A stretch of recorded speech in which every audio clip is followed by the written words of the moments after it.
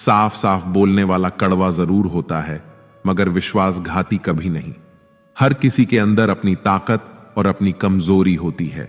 मछली जंगल में नहीं दौड़ सकती और शेर पानी में राजा नहीं बन सकता। इसलिए अहमियत सभी को देनी चाहिए।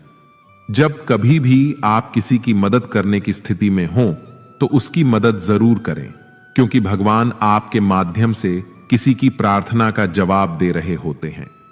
प्रेम शरीर या सुंदरता को देखकर नहीं होता, प्रेम हृदय से होता है। जहां दो हृदय मिल जाएं, वहीं प्रेम जन्म लेता है। इतिहास कहता है कि कल सुख था, विज्ञान कहता है कि कल सुख होगा, लेकिन धर्म कहता है कि अगर मन सच्चा और दिल अच्छा है तो हर रोज सुख है। दिल के सच्चे लोग भले ही अकेले रह जाएं, लेकिन उनका साथ भगवान हमेशा देते हैं। सारी सृष्टि जिनकी शरण में मग्न है, उन श्री कृष्ण के चरणों में बारंबार नमन है। सफल वह है जो अपने दुश्मनों पर नहीं, बल्कि अपनी इच्छाओं पर विजय पा लेता है। एक दिन एक बुजुर्ग डाकिये ने एक घर के दरवाजे पर दस्तक देते हुए कहा, चिट्ठी ले लीजिए। आवाज सुनते ही तुरंत अंदर से एक लड़की की आवाज गूंजी, अभी आ रही हूं, ठहरो। लेकिन लगभग 5 मिनट तक जब कोई ना आया, तब डाकिये ने फिर कहा, अरे भाई, कोई है क्या?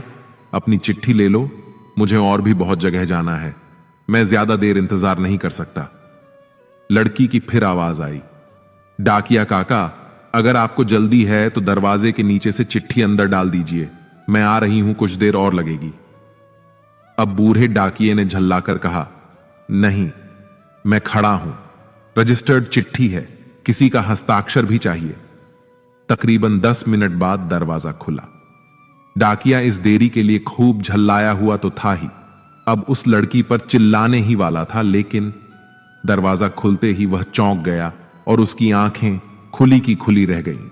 उसका सारा गुस्सा पल भर में फुर्र हो गया। उसके सामने एक नन्ही सी अपाहिज कन्या खड़ी थी, जिसके एक भी पैर नहीं था।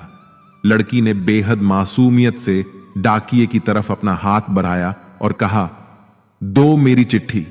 डाकिया चुपचाप डाक देकर और उसके हस्ताक्षर लेकर वहां से चला गया। वो अपाहिज लड़की अक्सर अपने घर में अकेली ही रहती थी। उसकी मां इस दुनिया में नहीं थी और पिता कहीं बाहर नौकरी के सिलसिले में आते जाते रहते थे। उस लड़की की देखभाल के लिए एक काम वाली बाई सुबह शाम उसके साथ घर में रहती थी, लेकिन परिस्थितिवश दिन के समय वह अपने घर में बिल्कुल अकेली ही रहती थी। समय